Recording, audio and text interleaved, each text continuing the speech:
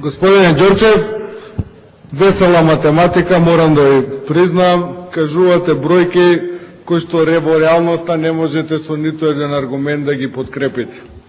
Сакам да ве прашам, и вие и министерот Ставревски изјавивте сте отвориле 75.000 работни места. Каде? Одговорете ми, 5 фабрики набројте каде што имате вработено 1000 луѓе, бидејќи бројката од 75.000 работни места во Република Македонија е фантастична. Еве ви ги податоците од Агенцијата за вработување. Во 2007, 2008, 2009, 10, 11 и 12 вкупниот одлив на евидентирани лица од Агенцијата за вработување е 27.000. Вкупниот прилив по основ на отказ е 25.000. Само 2000 луѓе од прилика се избришали од Агенцијата за вработување поради заснување на работен однос.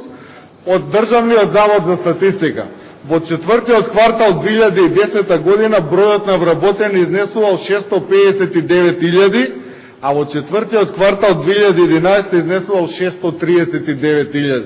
Не да нема зголемување, па има намалување за 20.000 работни места.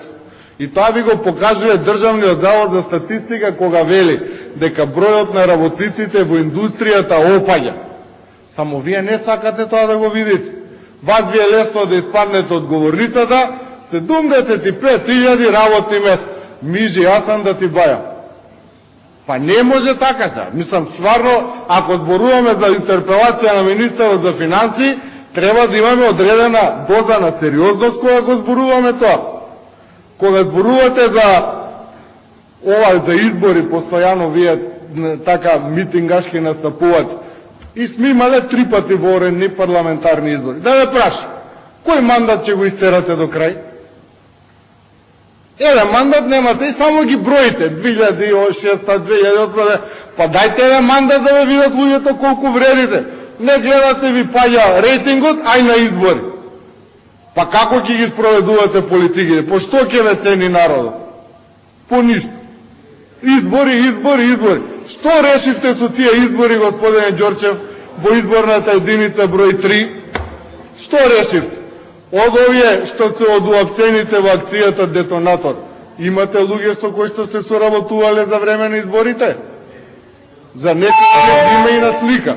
И затоа мислам дека малку повеќе сериозност во настапите или одговорност за искажаните работи нема да ни штети на сите. Ќе отвори простор за здрава дебата, а не за паушално изнесување на факти и бројки кои што во реалноста немаат подкрепа.